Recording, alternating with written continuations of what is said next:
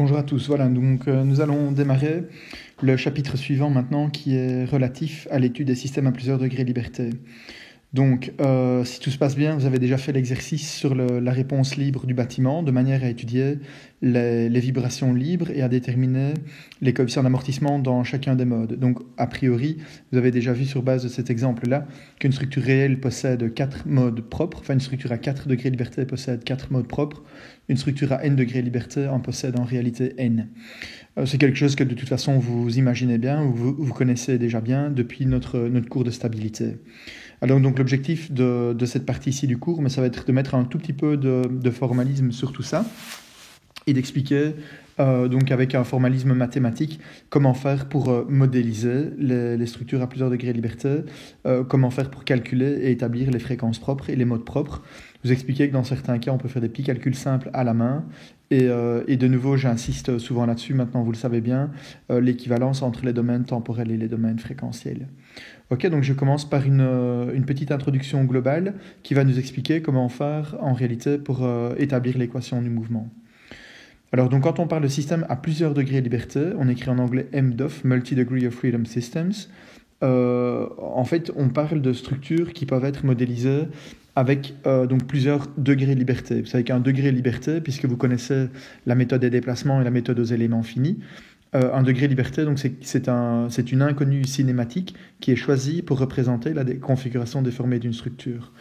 Alors, je sais bien que dans la plupart du temps dans ce cours-ci, donc j'utilise ce schéma-là pour représenter un système à 1 degré de liberté. En fait, si je voulais représenter exactement la dynamique d'une structure qui est un poteau encastré libre, comme cette éolienne, en réalité, je pourrais éventuellement n'utiliser qu'un seul degré de liberté. On peut utiliser en fait 2 degrés de liberté, mais le degré de liberté en rotation, si on le condense, en fait, on peut se retrouver avec simplement un seul degré de liberté. En revanche, une structure qui est un peu plus compliquée, comme la structure qui est ici, est une structure qui a été modélisée par élément fini, avec beaucoup de degrés de liberté qui correspondent dans ce cas-ci à tous les déplacements dans les 3 directions et toutes les rotations de chacun des nœuds qui sont représentés en rouge. Donc de manière synthétique et schématique, une structure à plusieurs degrés de liberté comme celle-là, elle est modélisée par un ensemble de masses qui sont connectées entre elles par des ressorts ou des raideurs. Donc ceci c'est plutôt la notation ou la représentation mécanique d'un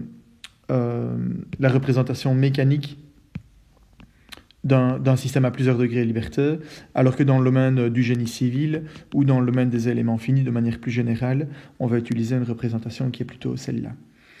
Ok, donc en fait, à partir du moment où une structure réelle aussi est une structure qui est une structure continue, en fait, elle possède un nombre infini de degrés de liberté, puisque pour représenter correctement sa déformée, il faudrait pouvoir représenter les déplacements transversaux en chacune des abscisses X mesurées le long de la barre. Donc, en soi, elle a une infinité de degrés de liberté. C'est quelque chose qu'on ne peut pas simuler avec un ordinateur ou une approche digitale ou numérique. Donc, généralement, on décide de la discrétiser de manière à l'étudier numériquement. Les méthodes qui existent sont la méthode, vous les connaissez, la méthode des résidus qu'on a introduit en préalable à la méthode des éléments finis. Dans le cadre de l'analyse des structures, on a la méthode des déplacements. Et puis en fait, il existe beaucoup d'autres méthodes que vous ne connaissez peut-être pas, mais par exemple des méthodes de colocation qui permettent de résoudre des équations différentielles. Donc, en réalité, tout ça pour expliquer qu'une structure continue, en fait, elle est modélisée comme une structure à plusieurs degrés de liberté. Si on a éventuellement envie de la simplifier un maximum, qu'est-ce qu'on va faire ? On va la représenter dans le cas limite comme une structure à 1 degré de liberté. Ok, la structure à 1 degré de liberté, donc je viens de l'expliquer, est en réalité un cas limite du cas général où la structure a plusieurs degrés de liberté. Donc si on dit que le nombre de degrés de liberté, grand N, est égal à 1, on obtient quelque chose qui est simple et qu'on connaît déjà. Donc ce qu'on va tenter de faire ici, c'est de généraliser les méthodes d'analyse ou l'analyse des structures qu'on connaît bien maintenant pour des structures à 1 degré de liberté. On va tenter de généraliser ça à plusieurs degrés de liberté. Alors bon, si je viens de parler donc essentiellement de structures qui sont des structures continues et qu'on discrétise, il faut savoir qu'à côté de toutes ces structures-là, Mais il existe malgré tout des cas d'application, même dans le domaine du génie civil, où on retrouve des petites masses qui sont concentrées et on retrouve des systèmes à plusieurs degrés de liberté qui sont réellement des vrais degrés de liberté discrets. Et l'exemple le plus célèbre, c'est l'exemple de ce qu'on appelle les tuned mass dampers, ou bien en français, les amortisseurs à masse accordée, amortisseurs à masse accordée, à masse accordée. En français, on utilise souvent l'acronyme ADA, amortisseur dynamique accordé, en France, alors que généralement en Belgique, la terminologie qu'on utilise est souvent TMD, on préfère l'acronyme à l'international. Alors qu'est-ce que c'est qu'un amortisseur à masse accordée? Bien, c'est simplement une petite masse qui est ajoutée à une structure.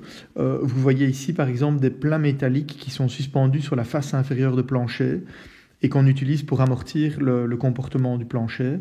Vous en voyez un autre ici. Quand je parle de petite masse, c'est une petite masse par rapport à la masse complète de la structure. Ici, c'est un amortisseur qui est bien connu sur la tour de Taipei. C'est une des tours qui a battu les records en hauteur, ou en tout cas qui était proche de battre des records en hauteur. Et pour amortir, donc c'est-à-dire pour limiter ces vibrations sous l'effet de micro-tremblements de terre ou sous l'effet du vent, on a installé ce qu'on appelle aussi un tuned mass damper, un amortisseur à masse accordée, qui prend la forme ici d'un pendule. Donc le pendule, il est simple, c'est simplement un bras ici qui est articulé. En réalité, il y a plusieurs câbles de suspension. Une grosse masse ici qui correspond à une masse qui est un rapport de masse de l'ordre de 1 à 2% de la masse totale du bâtiment, la masse généralisée du mode, on verra tout à l'heure ce que c'est que la masse généralisée. Donc c'est quelque chose qui s'apparente à la masse du bâtiment. Le petit m ici, c'est la petite masse qu'on vient d'ajouter sur cette structure. Et en fait, on se rend compte qu'avec une petite masse ajoutée qui correspond à 1%, voire 2% de la masse totale du bâtiment, on est capable de limiter de manière drastique les amplitudes de la structure qu'on appelle la structure primaire. Alors comment est-ce que ça fonctionne? Ça peut fonctionner comme un système à 1 degré de liberté qui est représenté ici, ce qu'on appelle le système primaire, ou bien la structure vibrante. On vient lui ajouter un deuxième petit degré de liberté qui est la structure secondaire. La manière dont ça fonctionne, ça ne peut pas marcher n'importe comment. Donc généralement, on a une grosse masse qui est une grosse masse structurelle. On a un petit ressort et une toute petite masse ici. Donc je viens de vous expliquer que la petite masse avait une masse de l'ordre de 1 à 2% de la masse de la structure. Donc on a une grande masse et une grande raideur pour le système primaire. Et puis alors en fait, ce qu'on vient faire ici, c'est qu'on vient ajuster... on vient ajouter sur la structure qui vibre, comme par exemple ce plancher ou ce bâtiment de grande hauteur, on vient ajouter une petite masse et un petit ressort. Et alors qu'est-ce qu'on va faire? On va se débrouiller pour que le rapport K sur M de la petite masse et du petit ressort qui sont ajoutés soit du même ordre de grandeur que le K sur M du grand bâtiment. Ça veut dire quoi? Ça veut dire que la fréquence propre du bâtiment, s'il était tout seul, est la même que la fréquence propre de cette petite masse si elle avait envie de vibrer toute seule. Et donc en réalité, quand le bâtiment va se mettre à vibrer, la petite masse, qu'est-ce qu'elle va voir? Elle va voir une excitation de son support, donc de son point d'ancrage. Avec une quelle fréquence? Une fréquence qui correspond à la fréquence de la structure, de toute cette partie-là, puisque si elle est en train de vibrer, par exemple à sa fréquence de résonance, elle va vibrer avec une fréquence, une pulsation qui est racine carrée de K sur M. Donc ce point-ci que j'ai représenté là-bas va correspondre à un mouvement imposé pour l'appui de la petite masse qui va vibrer à la même fréquence. Et donc la petite masse, elle, qui est sollicitée par un mouvement du support à une fréquence qui est proche de sa fréquence propre, puisqu'on a tenté donc de satisfaire au maximum cette relation-là. Mais qu'est-ce qu'elle va faire, cette petite masse? Elle n'a qu'une seule envie, bien sûr, c'est de vibrer aussi et d'entrer en résonance. Donc ça veut dire que la quantité d'énergie qui rentre dans le système par les actions extérieures, notamment le vent ou bien le tremblement de terre, va faire en sorte qu'en réalité, donc une partie de l'énergie va également solliciter la petite masse qui se trouve là-bas. Cette partie d'énergie peut être non négligeable, parce que si la masse est toute petite, elle aura envie de vibrer avec des amplitudes qui sont beaucoup plus grandes. Donc la petite masse, qu'est-ce qu'elle fait? Elle est capable d'attirer et d'accumuler de l'énergie. Le problème, c'est que si elle accumule de l'énergie, c'est très bien, mais elle va certainement la restaurer vers la structure primaire un petit peu plus tard. Et donc, pour éviter qu'elle ne restaure la structure, qu'elle ne renvoie l'énergie vers la structure primaire, qu'est-ce qu'on fait? Bien, on installe ici un amortisseur, donc un dashpot, avec une viscosité qui est bien choisie, de manière à ce que toute l'énergie qui passe depuis la structure primaire vers la structure secondaire ne puisse pas retourner vers l'énergie primaire. Et en réalité, elle va être dissipée en chaleur dans l'amortisseur. Ok, donc ça c'est le fonctionnement d'un système qu'on appelle un TMD. Alors c'est une thématique qui est quand même relativement importante parce que là, c'est un système de mitigation de vibrations qui est couramment utilisé dans les structures du génie civil. Vous avez peut-être entendu par exemple qu'on en a installé 7 sur la passerelle de Liège, des amortisseurs comme ceux-là. Il y en a une petite dizaine qui sont aussi installés par exemple sur la passerelle de Namur, la nouvelle passerelle de l'Enjambée. Et il y en a plusieurs en fait qui sont installés dans différentes passerelles. La plupart des passerelles qu'on construit aujourd'hui et qui ont une portée relativement grande sont équipées avec ce type d'équipement. On en installe donc aussi, comme je le disais, sur les antennes, sur les mâts, sur les bâtiments de grande hauteur. On en installe généralement moins parce que là, il n'y a souvent qu'un seul mode qui est critique. Et donc en fait, si on regarde à quoi peut ressembler la fonction de réponse fréquentielle du système non amorti, donc si je regarde donc la fonction grand H en norme pour le système qui est le système primaire, donc racine carrée de grand K sur grand M, mais voilà ce qu'on a sans la masse ajoutée. Et donc en fait, on voit qu'on peut atteindre des amplitudes qui sont très importantes. Là, normalement, je vous pose la question de quelle est l'amplitude maximale qu'on peut atteindre ici. Prenez une seconde pour y réfléchir ou retournez dans vos notes précédentes. Mais l'amplitude maximum qu'on peut atteindre ici, c'est 1 sur K, 1 sur 2, xi, le coefficient d'amortissement, donc on peut monter très très haut. Et en fait, si on ajoute cette petite masse supplémentaire, donc le petit TMD, ben en fait, on se rend compte que si on choisit bien les propriétés du TMD, ben cette courbe-là, on est capable de la couper par un facteur qui est relativement grand. Et il n'est pas étonnant des fois de voir qu'on peut diviser par un facteur 10. Pour savoir précisément de combien on peut couper, ben en fait, ça va dépendre de l'amortissement qu'on a au départ. Plus l'amortissement est faible dans la structure, et plus on aura la possibilité fatalement plus le pic est haut, et plus on aura la faculté de pouvoir le faire descendre relativement bas par rapport à la hauteur à laquelle il était avant. Voilà, je n'en dis pas plus. Je posterai peut-être, je n'en parle jamais plus d'habitude, mais je posterai peut-être une petite vidéo sur les amortisseurs à masse accordée ou sur les systèmes dissipatifs dans les structures, parce que de manière générale, ça fait partie d'une culture générale et c'est pas mauvais de la développer un petit peu. Ok, donc je commence par les systèmes qui sont les systèmes discrets. Et donc dans les systèmes discrets, admettons qu'on a un système qui soit le même que celui-ci avec un TMD. On pourrait très bien avoir une structure par exemple avec 2 modes et on décide de venir lui ajouter un TMD. Ok, c'est une possibilité. Et on a envie donc de pouvoir établir les équations d'équilibre. Alors comment est-ce qu'on fait pour écrire les équations d'équilibre? Bien, on le sait bien, quand on écrit qu'un fois x égale p dans la méthode des éléments finis ou dans la méthode des déplacements ou des rotations, on est en train d'écrire un équilibre entre les efforts intérieurs et les efforts extérieurs. Nous, qu'est-ce qu'on a envie de faire? On a envie de compléter cette équation d'équilibre avec les effets d'inertie. On va commencer par compléter donc l'équation avec uniquement ces termes-là, parce que c'est plus simple, et puis qu'on voit bien surtout que dans le petit schéma qui est représenté ici, j'ai commencé par ne pas mettre de composante visqueuse, d'accord? Donc on va supprimer la matrice C pour le moment, et c'est ça qu'on voudrait écrire. Donc on veut écrire l'équation du mouvement. Très bien, alors comment est-ce qu'on peut faire pour écrire l'équation du mouvement quand on vous donne une structure qui est dessinée ou qui est représentée comme ceci? En fait, il suffit de remonter en arrière. On vient de voir que les équations d'équilibre ou les équations du mouvement traduisent l'équilibre de chacune des masses. Donc il suffit d'écrire l'équilibre de chacune des masses. Alors je vais commencer par exemple par faire un schéma rendu libre de celle de droite parce que c'est peut-être le plus facile. Alors donc si je fais ça, on va faire un petit peu de place. Donc si je veux écrire un schéma rendu libre pour la masse de droite, donc c'est une masse qui vaut M3, son déplacement il est noté X3. On a ici un ressort Donc il va y avoir une force dans le ressort. Alors combien vaut la force dans le ressort? Je peux écrire que c'est K3, la raideur du ressort, multiplié par le déplacement relatif. Et donc je vais écrire K3 fois X3 moins X2. Alors pourquoi est-ce que j'écris X3 moins X2 et pas X2 moins X3? On peut vérifier ensemble tout de suite comment ça fonctionne. Si, admettons que X2 soit bloqué, d'accord? Donc voilà la structure avec ces petits chariots dans la configuration de départ.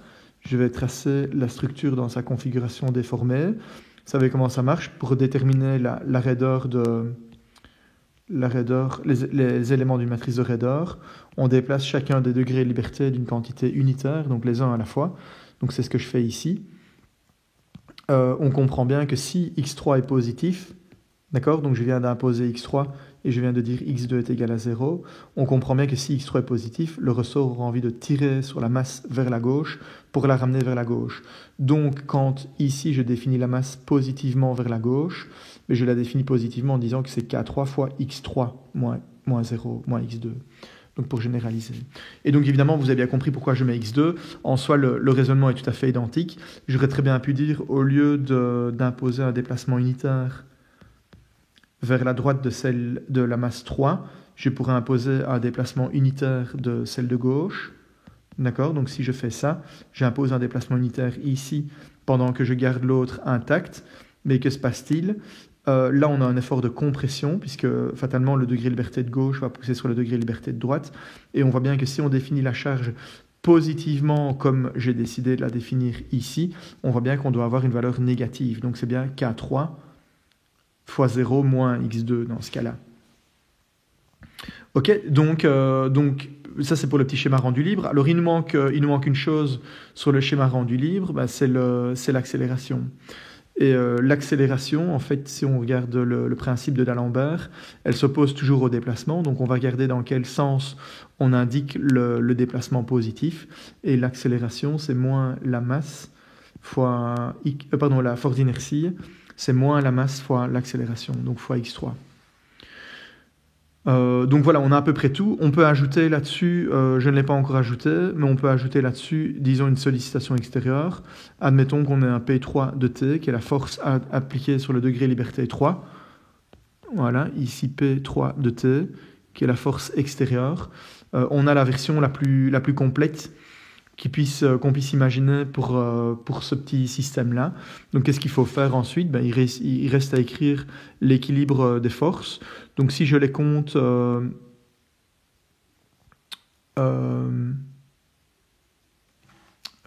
excusez-moi, j'ai fait une erreur ici.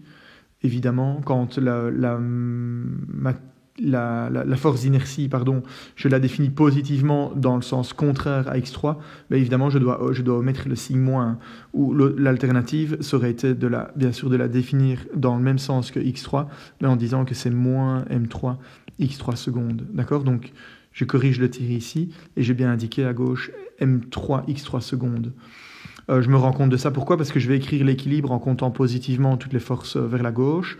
Donc, je commence par L, m3 x3 secondes, plus K3 x3, moins K3 x2, égale P3, positif vers la droite. Ça, c'est une des équations d'équilibre qui correspond uniquement à la masse numéro 3. On peut répéter les mêmes opérations pour les autres masses. Ok, si vous trouvez ça trop lent, n'hésitez pas à accélérer un tout petit peu. On a P2 de T. Alors, qu'est-ce qu'on va avoir? Donc, autour de cette masse-là, je vais peut-être décaler un tout petit peu ceci, parce qu'on a un ressort, et dans ce ressort, il y a un effort. L'effort à droite va dépendre de K3, d'accord, va dépendre de ce ressort-là. Et cette force, elle est positive vers la droite si x3 moins x2 est positif, d'accord, pour les mêmes raisons que tout à l'heure. Si on regarde par exemple ce cas-là, on voit que j'ai mis x2 égale 0 et x3 égale à 1, et on voit bien que la force elle est positive vers la droite parce que le degré de liberté 3 tire sur le degré de liberté 2. Alors qu'a-t-on d'autre? On a un ressort ici à gauche donc qui va nous créer une force qui dépend de la raideur K2. Et on aura, pour les mêmes raisons que les raisons qu'on a évoquées ici au-dessus, on aura K2 fois x2 moins x1. Et ensuite, K-ton, on a l'effort d'inertie qui vaut m2 fois x2 secondes. D'accord, donc en plus de notre première équation qui est celle-là, on a une deuxième équation d'équilibre que je vais écrire ici, qui s'écrit m2 fois x2 secondes. D'accord, je compte de nouveau tout ce qui est positif vers la gauche, plus k2 x2 moins k2 x1 plus k3 x2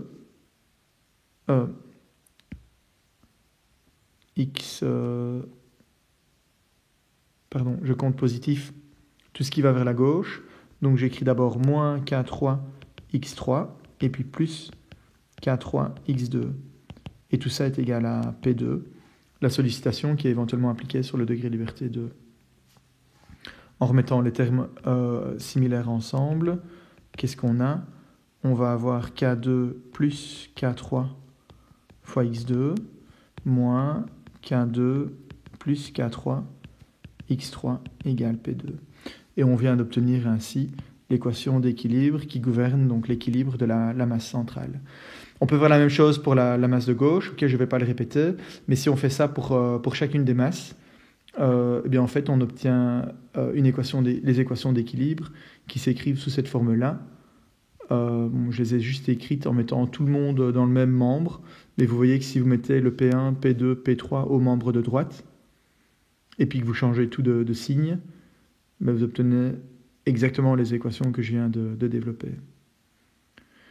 D'accord, donc si on veut écrire ces équations-là sous une forme matricielle, bien en fait on peut les mettre sous cette forme-ci. Donc il suffit de définir un vecteur avec des accélérations, un vecteur avec des positions, un vecteur avec des forces extérieures. Et on peut donc écrire tout ça sous la forme d'un système d'équations linéaires et matricielles. Où on voit apparaître K1 plus K2, K2 plus K3, K3. Et donc de manière générale, en conclusion, c'est quoi? C'est qu'on peut écrire le système d'équations sous cette forme-ci dans tous les cas. Chose qu'on avait déjà introduite au premier cours. On retrouve d'autres choses qui sont assez intéressantes ici, notamment s'il avait fallu construire, maintenant que vous avez eu un cours d'éléments finis ou un cours de méthode des déplacements, si vous vous rendez compte que s'il avait fallu construire la matrice de Redor de cette petite structure en assemblant des matrices de Redor élémentaires, eh bien que vous voyez qu'on aurait eu une matrice de Redor élémentaire, on va changer de couleur pour cet élément-là. Il concerne le degré de liberté, je vais les numéroter 0, c'est l'appui, le degré de liberté numéro 1, le degré de liberté 2 et le degré de liberté 3. D'accord, donc le premier ressort va concerner 0, 1, 2, 3, 0, 1, 2, 3. Ces 4 éléments-là. Et qu'est-ce que je dois mettre? Qu'est-ce que je dois mettre comme matrice de Redor pour un petit ressort? K, mais c'est K moins K, moins K, K. Ok, ça on ne peut jamais l'oublier. C'est quelque chose qu'on doit absolument retenir dans sa vie d'ingénieur civil. EA sur L, moins EA sur L, moins E1 sur L si c'était une barre de treillis. D'accord? Donc ça c'est la matrice de Redor dans les éléments dans le système de coordonnées relatif à l'élément. D'accord? Donc ici, je devrais avoir K1, moins K1, moins K1, K1. Ensuite, pour l'élément numéro 2, celui-là, qu'est-ce qu'on va avoir? On va avoir le degré de liberté 1 et le degré de liberté 2. Donc ici, je dois avoir un K2 plus K2 moins K2 moins K2 plus K2. Et puis finalement, pour le degré de liberté 3, pour le troisième ressort, celui-là, je vais avoir plus K3 moins K3 moins K3 et K3. Et en faisant de la sorte, mais qu'est-ce qu'on obtient? On obtient la matrice de Redor complète. Ensuite, qu'est-ce qu'on dit? On dit que le degré de liberté 0, il est bloqué. Donc on élimine les lignes et les colonnes qui correspondent à ce degré de liberté-là. Et on obtient exactement la matrice de Rader qui est ici. K1 plus K2, moins K2, 0, moins K2, K2 plus K3, moins K3, 0, moins K3 plus K3. Ok, donc ça c'est un petit rappel sur la façon dont on peut établir les équations d'équilibre pour un petit système qui est un système simple. Après, on pourrait tenter de mixer, donc je peux peut-être le laisser en guise d'exercice. Et l'exercice serait par exemple de dire, on va voir dans un instant comment faire pour modéliser les vibrations dans des systèmes continus, comme une poutre par exemple sur 2 appuis ou une poutre par exemple sur 3 appuis. Admettons maintenant qu'on ait décidé sur ce plancher-là de venir installer une petite masse avec un ressort. Bien, on devrait être capable, dès qu'on aura vu comment faire pour écrire les équations d'équilibre de la poutre, on devrait être capable de pouvoir écrire le système d'équations qui gouverne donc l'équilibre de ce système couplé. Ok, je laisse ça en guise d'exercice pour un petit peu plus tard. Alors, donc, je viens de couvrir maintenant le cas des systèmes qui sont les systèmes discrets. Quand on a un système discret, donc on doit être capable maintenant de pouvoir former ce système mx secondes plus kx égale p. Je n'en ai pas parlé beaucoup, mais on a introduit, si je reviens en avant, on en a profité pour introduire l'amortissement. J'aurai un chapitre spécifique un petit peu plus tard sur l'amortissement. On voudrait faire la même chose maintenant pour les systèmes continus. Et pour un système continu, bien, comment est-ce que ça fonctionne ? Mais on a 2 possibilités. Donc ça, c'est une dia qu'on a déjà discuté ensemble. On retrouve dans cette dia-là le terme qui est un terme d'inertie. Donc on a bien la masse fois l'accélération de ce petit élément de poutre qui est représenté ici. Et là-bas, on récupère bien les efforts intérieurs. Ok, ici, si EI était constant, ben, vous voyez qu'on a une généralisation de ce qu'on connaît, qui est le EI. Il est constant, donc il peut sortir de la dérivée seconde ici. On a EI fois la dérivée quatrième par rapport à V de X. C'est ce qu'on a si on faisait du statique, est égal à P. Et donc on a bel et bien effort intérieur égale effort extérieur. Donc dans cette équation-là, qu'est-ce qu'on retrouve ? On retrouve de nouveau les termes d'inertie, on retrouve les termes d'effort intérieur et les termes d'effort extérieur. Et c'est l'équilibre entre les 3 qui nous intéresse.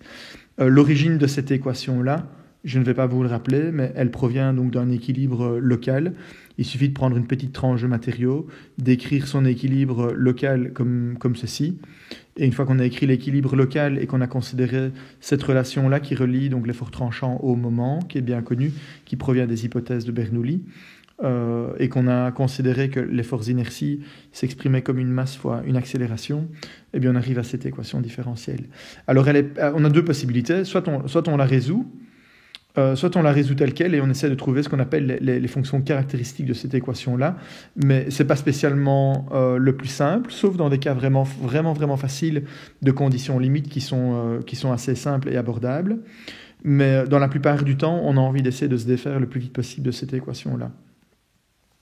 Donc on a vu une manière déjà ensemble donc de pouvoir s'en défaire, c'est d'utiliser ce qu'on appelle le lumped modeling. Donc on va faire l'hypothèse que les déformés se développe dans une seule forme. Ok, donc ceci, c'est une forme. On pourrait appeler ça un mode, puisque maintenant vous avez vu ce que c'était que les modes, et avec une certaine amplitude. Donc la forme, elle est normalisée exactement comme on a envie de la normaliser. Disons par exemple à un maximum unitaire, et c'est l'amplitude Q de T qui va donner en réalité une amplitude à ces formes-là.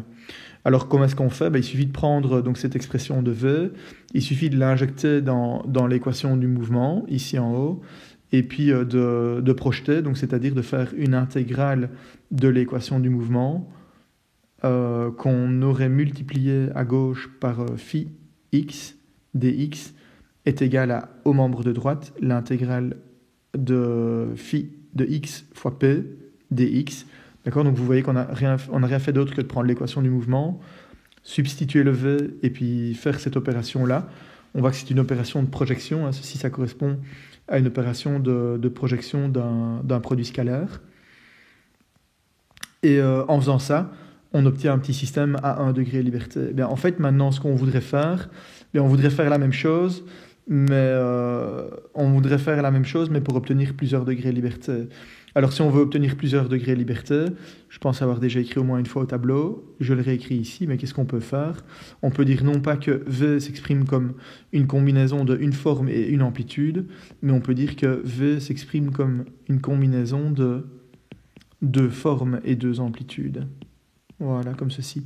C'est une option qu'on détaillera un petit peu plus tard, avec des formes qui correspondent à ce qu'on appelle les modes propres de la structure, ok, excessivement important. Mais en attendant, je vais vous montrer comment on peut faire, par exemple, dans une approche élément fini. Ok, donc ceci doit vous parler, ça ressemble à quelque chose que vous connaissez, puisque c'est exactement ça qu'on écrit quand on utilise la méthode des éléments finis.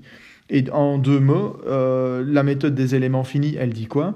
Elle dit simplement qu'au lieu de résoudre cette équation, en fait, qui n'est plus une équation dérivée partielle si c'est en statique. Si c'est en statique, ce sont en réalité des dérivées droites.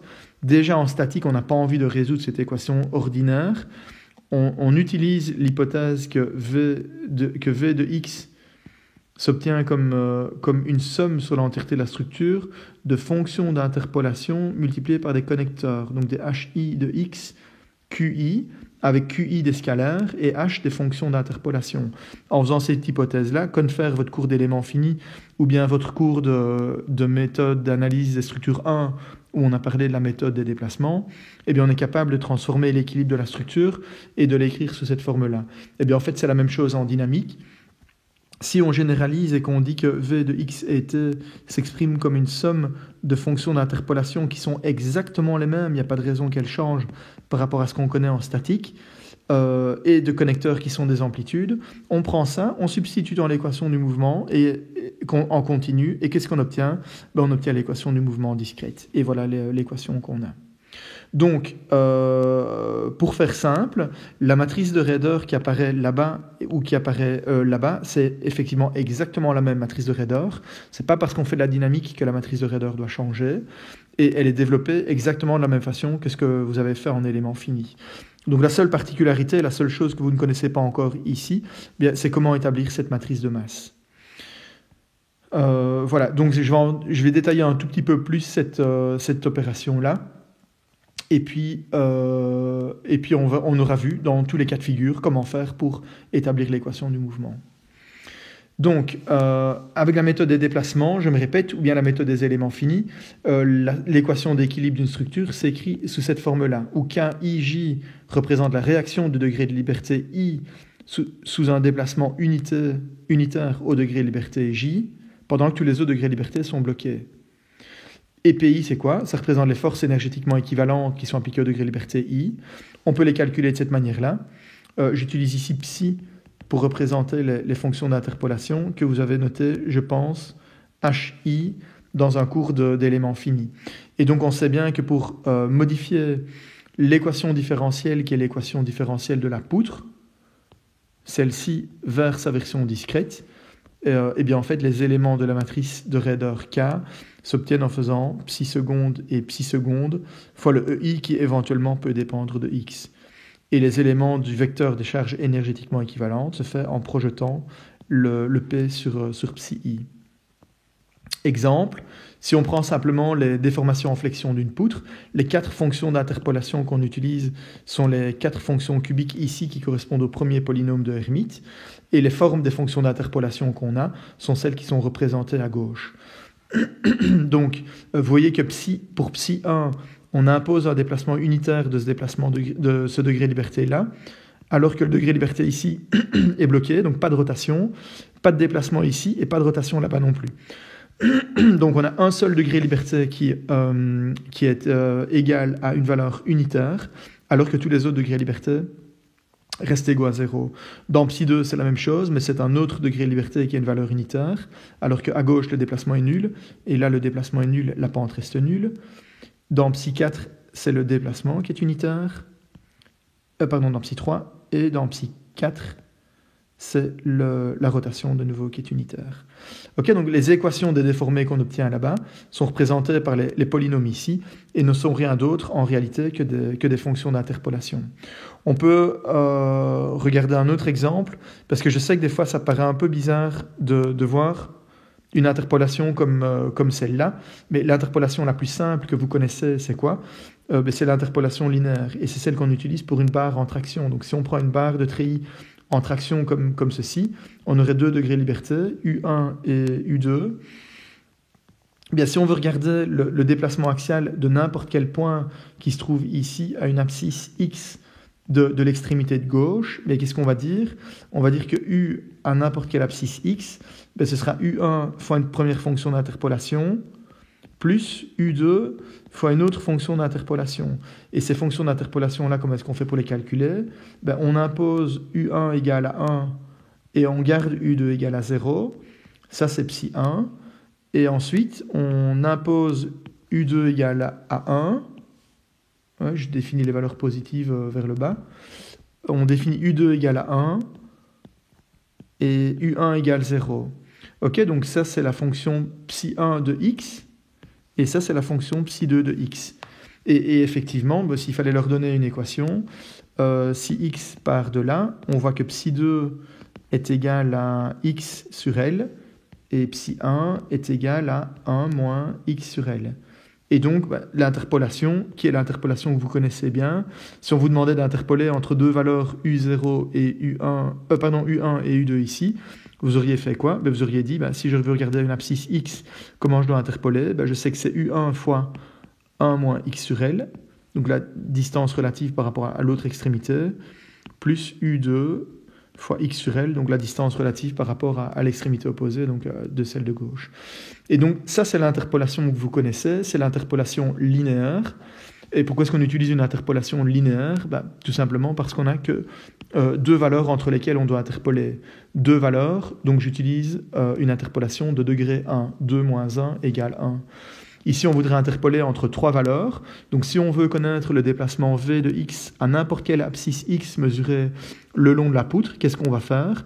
On va dire que c'est v1 fois psi1 de x, plus v2 fois psi3 de x, plus θ1 fois psi2 de x, et θ2 fois psi4 de x. Qu'est-ce qu'on a fait? On a utilisé une interpolation à 4 paramètres. Et pour faire ça, qu'est-ce qu'on a fait? On a utilisé évidemment des cubiques, donc c'est-à-dire une puissance 3, parce qu'on a 4 paramètres, 4 moins 1 égale à 3. Ok, donc c'est une autre interpolation qui nous permet donc de calculer les valeurs des déplacements n'importe où à l'intérieur d'un élément. Donc si on connaît les valeurs des 4 déplacements aux extrémités, on peut le calculer partout sur l'élément. Ok, donc si on a bien compris ça, en réalité, il suffit de revenir vers les définitions. Si on substitue dans cette expression-là psi1, psi2, psi3, psi4, on peut calculer K11, K12, K13, K14. Et qu'est-ce qu'on obtient au bout du compte? On obtient la matrice de Redor. Ok, si vous ne vous souvenez plus comment ça fonctionne, retournez voir votre cours d'éléments finis ou retournez voir votre cours d'analyse des structures 1. Donc ça, on peut l'écrire donc sous la forme de cette matrice, c'est relativement intéressant. Et donc sous la forme d'une matrice, on a quoi? On a que KE, la matrice de Redor élémentaire, multiplié par XE, c'est un petit vecteur de dimension 4 fois 1 qui contient les connecteurs, ce qu'on appelle les connecteurs ou les degrés de liberté, donc les déplacements des degrés de liberté aux bornes de cet élément-là, est égal à un vecteur des charges extérieures directement appliquées sur l'élément, External Applied Forces. Et donc, qu'est-ce qu'on fait ensuite? Souvenez-vous de votre cours d'éléments finis. On doit assembler toutes ces matrices de Redor-là. Donc, d'abord, on les fait tourner. Ensuite, on les assemble. Et une fois que tout ça est fait, on a réussi à construire ce système-là. Alors, je donne un petit exemple ici de vecteur des charges énergétiquement équivalentes, qui est défini comme ceci.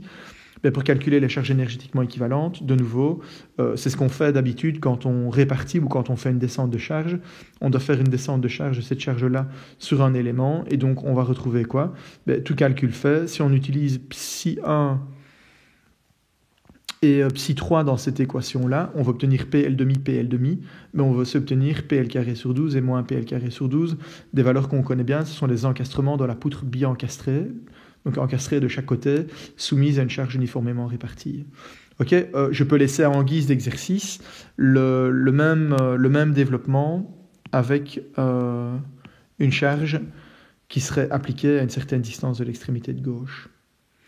D'accord, donc on a compris comment faire pour calculer le vecteur des charges énergétiquement équivalentes, on a compris comment faire pour calculer la matrice de Redor. Quand on a obtenu ces deux-là, la résolution d'un problème pour la méthode des éléments finis va simplement nous dire que x est égal à k-1 fois p. Je vous rappelle que le k-1, on ne le code jamais ainsi, mais on fait une inversion de matrice par élimination de Gauss, par exemple, ou bien par d'autres méthodes qui permettent d'éviter l'opération lourde d'inverser la matrice. En fait, cette matrice-là, on ne doit pas vraiment l'inverser, parce que k-1, on n'en a pas besoin. Tout ce qui compte, c'est k-1 fois p. Et donc l'idée, c'est de calculer directement k-1 fois p, sans calculer k-1, qui serait trop coûteux. Et quand ça c'est terminé, bien si on a envie, on peut faire un post-traitement. Et le post-traitement nous dit quoi? Il nous dit que si on avait par exemple envie de recalculer le déplacement à l'intérieur de chaque élément, n'importe où, à l'intérieur de chaque élément, il suffirait de réinterpoler entre les valeurs des déplacements et rotation au nœud. Si on avait envie, par exemple, de calculer les efforts intérieurs à l'intérieur de l'élément, qu'est-ce qu'on peut faire? On revient sur la notion d'équilibre qui nous dit que les forces intérieures sont égales aux forces extérieures. Et donc les forces intérieures, elles sont là-bas. À partir du moment où on a calculé sur un élément, on a extrait les valeurs des déplacements aux bornes de l'élément. La matrice de raideur de l'élément, on la connaît puisqu'on les a déjà assemblées. On peut revenir avec ces deux informations-là vers les efforts intérieurs. Ok, donc il nous reste maintenant donc, la spécificité de la matrice de masse. Et puis une fois qu'on aura compris comment faire pour écrire ou développer la matrice de masse, en fait, on sera équipé pour résoudre n'importe quel problème avec la méthode des éléments finis ou la méthode des déplacements. Donc, je reviens sur l'idée que V de x, c'est la configuration déformée sur la longueur ou à l'intérieur d'un élément fini. Donc, si on veut calculer les forces d'inertie sur cet élément-là, c'est la masse fois l'accélération. Et donc, en fait, il suffit simplement de considérer que les forces qui sont les forces d'inertie correspondent à des forces extérieures. Donc, je fais comme si c'était des forces extérieures, mais je vais simplement dire que ces forces extérieures s'expriment comme mu fois v seconde. Et v seconde, je le remplace par ceci, où on voit que je ne dois dériver que les connecteurs, donc que les valeurs des amplitudes au niveau des degrés liberté. Et tout ceci, en fait, on peut l'écrire sous cette forme-là, puisque les v secondes ne dépendent pas de x et qu'on est en train d'intégrer par rapport à x, je vais pouvoir les sortir de l'intégrale et je me retrouve avec mu, qui est aussi une constante. On suppose que la masse est constante sur l'élément fini qu'on est en train de regarder, fois l'intégrale de 0 à L, fois un vecteur de psi, fois un vecteur de psi transposé, dx, multiplié par xe. En faisant ça, qu'est-ce qu'on a? Ceci, c'est un vecteur dont les dimensions sont 4 fois 1 et l'autre 1 fois 4. On va récupérer l'intégrale des psi i, psi j, de manière à former la matrice qui est la matrice de masse. Et on récupère donc en fait que les forces d'inertie sur un élément s'expriment comme une matrice de masse élémentaire multipliée par les accélérations aux bornes de l'élément. Tout calcul fait, donc si on a introduit là-dedans les fonctions qui correspondent au polynôme cubique de Hermite, bien voilà ce qu'on obtient pour la matrice de masse. Cette forme de la matrice de masse, elle est tout aussi importante que la matrice de raideur que vous connaissez déjà bien. Ensuite, qu'est-ce qu'on fait? Même opération, on prend toutes les matrices de masse élémentaires, on les fait tourner, on les assemble, on construit une matrice de masse complète, et maintenant on résout un nouveau système d'équations, qui est le système d'équations qui est ainsi formé. Ok? Gagné. On a réussi à transformer l'équation dérivée partielle en une équation qui est une équation discrète, que l'on va pouvoir résoudre maintenant à l'aide d'une méthode aux éléments finis. Alors, c'est pas tout à fait terminé. Je voudrais simplement expliquer qu'en fait, l'utilisation des fonctions cubiques de Hermite ici n'est pas spécialement quelque chose qui est très avantageux. Donc, au lieu d'utiliser les fonctions psi, qui sont les fonctions cubiques habituelles, psi 1, 2, 3 et 4 qu'on a vu tout à l'heure, avec une matrice de masse qui est une matrice avec une densité qui est une densité constante sur toute la longueur de l'élément, bien en fait on peut choisir d'utiliser pour la matrice de masse des fonctions d'interpolation qui sont un petit peu simplifiées. Donc ici on aurait une fonction d'interpolation qui serait celle-là, on aurait un psi 2 qui est égal à 0, un psi 4 qui est égal à 0 et un psi 3 qui est égal à 1. Alors pourquoi est-ce que c'est plus simple? Parce que si on répète la même opération et qu'on calcule la matrice de masse en utilisant ici des psi i et des psi j qui sont un peu simplifiés, eh bien voilà la forme de la matrice à laquelle on arrive. Ok, donc évidemment, il n'y a pas photo. On voit que cette matrice-là, elle est beaucoup, beaucoup plus simple que l'autre. Et elle présente certains avantages, notamment le fait d'être diagonale. Alors ça, c'est un avantage qui est conséquent. On ne le voit pas tout de suite. On n'aura pas l'occasion de le voir dans le cadre de ce cours-ci non plus. Mais quand on a une matrice de masse qui est une matrice qui est diagonale, en réalité, c'est excessivement intéressant d'un point de vue algorithmique. Et on a un intérêt pour résoudre en tout cas ce système d'équations-là de manière numérique. En soi, la matrice de masse, si on voulait l'inverser, on a beaucoup plus facile de l'inverser si elle est diagonale que si elle est complète. Alors on a une autre particularité aussi, cette matrice-là elle est singulière, puisque vous voyez on a des zéros ici sur la diagonale, donc on ne peut pas directement l'inverser, mais par contre on peut séparer facilement les degrés de liberté qui correspondent au déplacement, donc le premier et le troisième ici, des degrés de liberté qui correspondent aux rotations, le deuxième et le quatrième degré de liberté là-bas. On voit bien qu'aucune dynamique n'est associée au degré de liberté en rotation, donc pas de dynamique. Quand je dis pas de dynamique, ça veut dire qu'il n'y aura pas de terme en θ seconde dans l'équation du mouvement, et ça veut dire en même temps que les rotations s'adaptent de manière statique, où on peut les calculer par une condensation statique du système. Okay, donc en soi, cet avantage-là va nous permettre de réduire la taille du système à résoudre d'un point de vue dynamique par un facteur 2. Je vais écrire comme ceci, taille divisé par 2, parce que on ne regarde que les déplacements.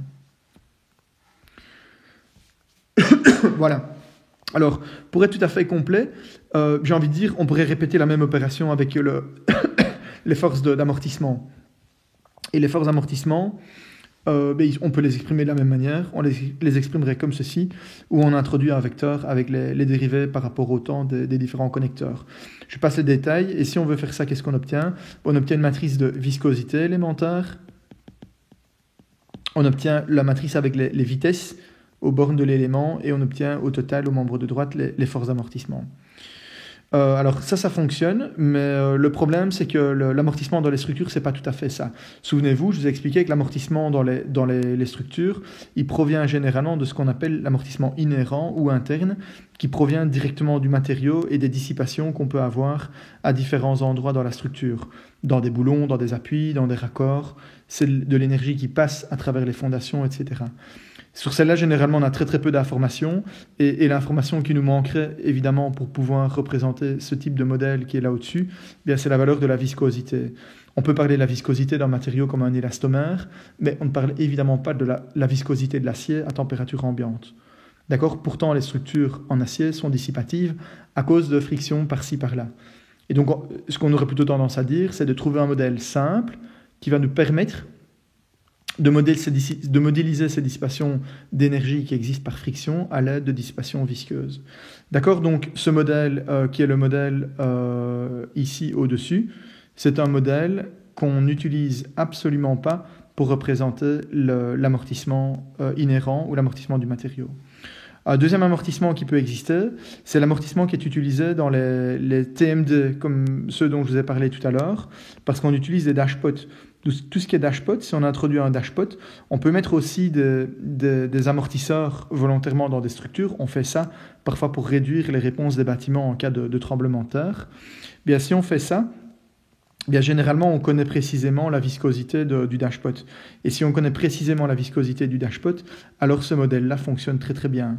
Et qu'est-ce qu'on va avoir comme matrice de raideur élémentaire ? On va prendre les mêmes fonctions d'interpolation ψ1 et ψ2 que les fonctions d'interpolation qu'on utiliserait pour la barre de Treillis, d'accord, qui ressemble à ceci, interpolation linéaire, et la matrice de viscosité élémentaire est égale à C fois 1 moins 1 moins 1, 1, ou bien si vous voulez, C moins C, C, qui s'apparente donc exactement à la matrice de raideur d'une barre de Treillis, ou bien du ressort dont on a parlé tout à l'heure. Okay, donc on voit l'équivalence entre le dashpot et le ressort. Troisième type d'amortissement qui existe dans les structures, c'est ce qu'on appelle l'amortissement aérodynamique, qui provient du fait que les forces de vent sur les structures sont en fait proportionnelles à une vitesse relative. Pour tous ceux-là, il y a un modèle, on utilise un modèle qui est requis, et certainement pas le même modèle d'amortissement visqueux qui est ici, C'est quelque chose qui est un petit peu plus compliqué et que peut-être certains d'entre vous auront l'occasion de voir s'ils peuvent se plonger dans la dynamique des structures soumises à du vent ou à des sollicitations de vent. Ok, donc revoilà en fait le détail du modèle qu'on obtient pour la matrice de viscosité d'un dashpot. Voilà, donc en résumé, comment est-ce qu'on fait pour établir les équations d'équilibre dans une structure? On calcule les matrices de raideur et les matrices de masse locales, on les fait tourner, on les assemble, on obtient K et M. On doit construire un amortissement structurel. Je vous expliquerai plus tard comment faire pour construire l'amortissement structurel qui correspond à la dissipation qui est toujours présente dans la structure, qui est celle-là, CS. Si éventuellement il y a de l'amortissement supplémentaire, on peut construire une matrice CD comme un assemblage de matrices de viscosité élémentaire. Si on a de l'amortissement aéroélastique, je n'ai pas l'occasion d'en parler dans ce cours-ci, mais on va ajouter une matrice d'amortissement aéroélastique. On additionne ces trois matrices-là pour former une matrice de viscosité complète, et au bout du compte, l'équation du mouvement est établie. Voilà, alors cette équation du mouvement, on peut la résoudre. Je pense qu'on en a déjà parlé aussi quand on parlait d'intégrateur. On a la méthode de Newmark qui fonctionne pour les systèmes à 1 degré de liberté. Mais en remplaçant tout ce qui est vecteur, tout ce qui est scalaire par des vecteurs, tout ce qui est vecteur par des matrices, en fait, on peut passer d'une formulation qui est 1 d'off à plusieurs degrés de liberté. Et a priori, pour une sollicitation extérieure qui est donnée, okay, donc ceci c'est un vecteur, où en chacun des degrés de liberté, on a n degrés de liberté, n lignes et une colonne. On a une fonction du temps dans ce vecteur-là, à chaque élément de ce vecteur. Donc ce sont les sollicitations en chacun des nœuds de la structure. On peut être capable de déterminer l'évolution au cours du temps, donc les déplacements, les vitesses et les accélérations de chacun des nœuds. On a ici aussi donc des matrices de raideur, des vecteurs dont la taille vaut n fois 1. Et pour toutes les matrices structurelles, K, C et M, la taille de ces matrices-là, évidemment, est n fois n. Nombre de degrés de liberté fois nombre de degrés de liberté. On a pris soin de supprimer les degrés de liberté, qui sont les degrés de liberté bloqués. Alors voilà, dans la suite, on va faire un petit exercice. Donc je vais te présenter ici un petit peu la théorie, comment faire pour établir les équations d'équilibre d'une structure à plusieurs degrés de liberté. Dans la suite, on va faire un petit exercice exploratoire pour bien comprendre comment tout ceci fonctionne.